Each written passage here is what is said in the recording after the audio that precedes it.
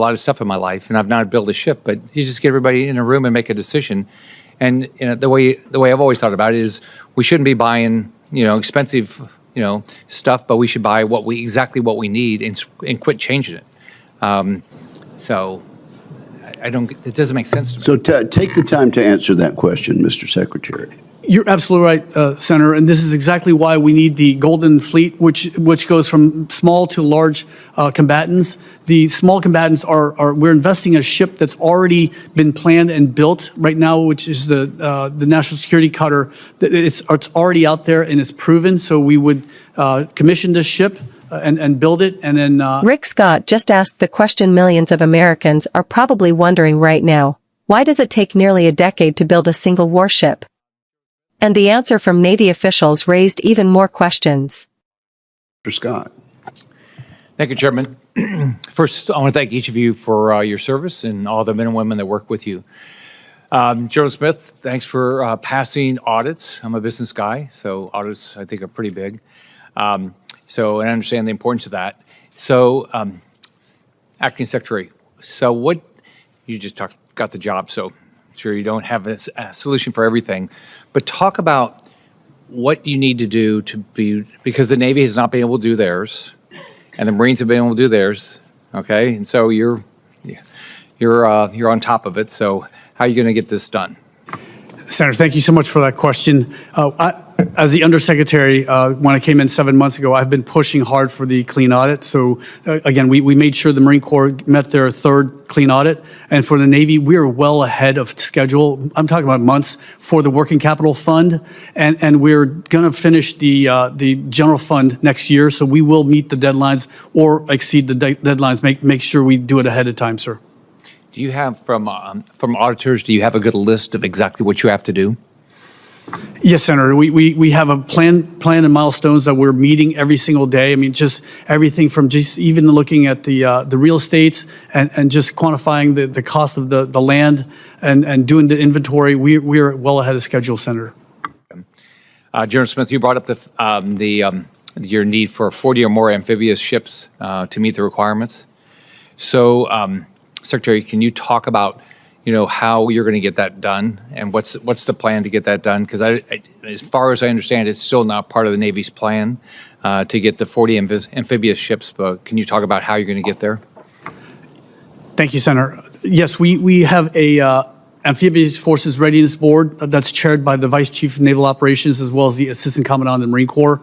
And they just submitted a report to me, which I forwarded to the Secretary of War yesterday, which plans out there's two courses of action. And the course of action that we would like to pursue would be able to extend the OFRP to 56 months, allowing us to have 2 workup cycles, 2 integrated training cycles, as well as 2 deployments for every ship. So for that, we would require 40 amphibious ships. Right now, we're at 31.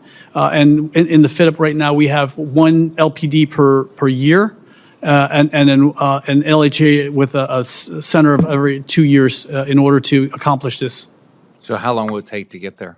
It will take probably to the end of the fit-up, Senator. How many? Until the future year development plan, which goes from 28 to 32. So 2032, sir. Okay. All right. You coming in, you and the prior secretary took over a need to start building ships. Can you talk about how you're going to change to start getting this done? Because the Navy's had a very difficult time to build ships on budget and on time, and so talk about what the plan is to get there. You're absolutely right, Senator. We are, right now there's 80 ships on contract and 59 in construction alone. And, we're just not moving fast enough. It's taken about 6 to 8 years for us to develop a destroyer. We are looking at various ways to energize and induce, more, I guess, competition to the industrial base. And this is, I know we've been told earlier, hey, we're buying ships from overseas. We're not. We're looking at whether or not those ships are feasible to work inside our formation. And then what we're doing is having those foreign shipyards investing in the United States. We're going to create 540,000 jobs in order to get where we are right now in order to build ships. That includes pushing the supply chain and getting everything in the United States in order to make this happen, sir. Again, it's not just about warships. We're talking about merchant ships as well. Right now in the United States, there's only 188 flagged commercial U.S. ships and 105 military Sea Level Command ships. We need more than that. In fact, the Chinese right now have 11,000 merchant ships out there, and we are a maritime nation that borders on the Atlantic and Pacific, and we require this in order to thrive as a nation, sir. Why can't you design a ship in 6 months? I mean, it doesn't make sense to me that if you got everybody in a room. I mean, I've built a lot of stuff in my life, and I've not built a ship, but you just get everybody in a room and make a decision.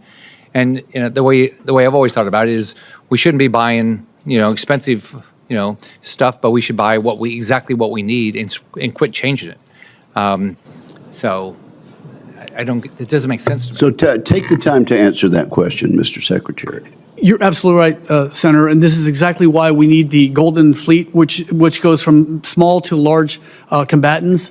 The small combatants we're investing in a ship that's already been planned and built right now, which is the National Security Cutter. It's already out there and it's proven. So we would commission this ship and build it, and then and put Mark 70 launchers on there. So it's basically containerized system. So the hardest thing we have in warfare is the vertical launch system, the replenishment at sea. We've been trying that for years, but in containerized systems, you're able to pull in any port, and using gantry cranes, you can pull those containers on and off quickly. And so this is why we need the low to high mix of ships, because I can't have a destroyer do everything, like, for example, the missions down in South America, or even escorts as well.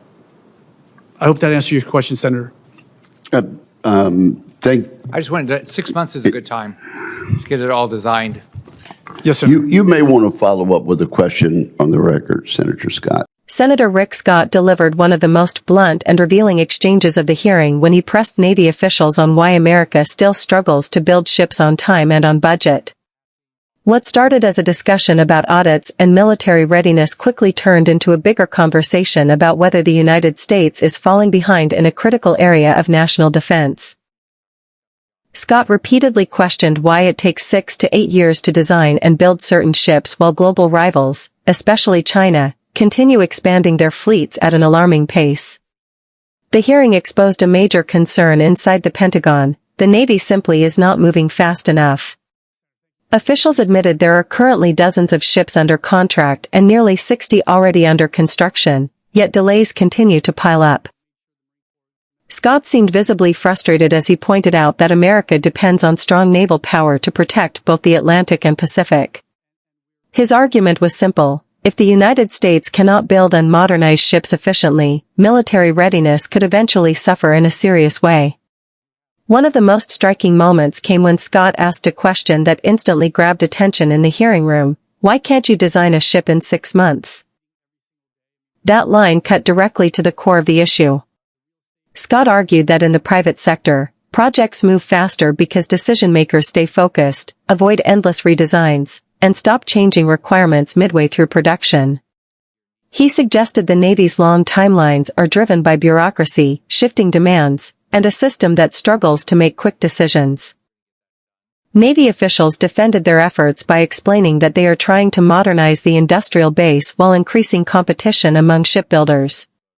They also highlighted plans to use proven ship designs rather than constantly reinventing new ones from scratch. One official described a Golden Fleet strategy involving both small and large combat ships, while emphasizing containerized weapon systems that could speed up deployment and flexibility. Still, even with those explanations, the hearing made clear that lawmakers remain deeply skeptical about whether reforms are happening fast enough. By the end of the exchange, the bigger message was impossible to ignore. This hearing was not just about one delayed ship program, it was about whether America's defense infrastructure can keep up with modern threats. Rick Scott's aggressive questioning reflected growing bipartisan anxiety over military production, supply chains, and readiness in an increasingly dangerous world. And when Scott closed by repeating that 6 months is a good time to get it all designed, it underscored the frustration many lawmakers feel with a defense system they believe has become far too slow.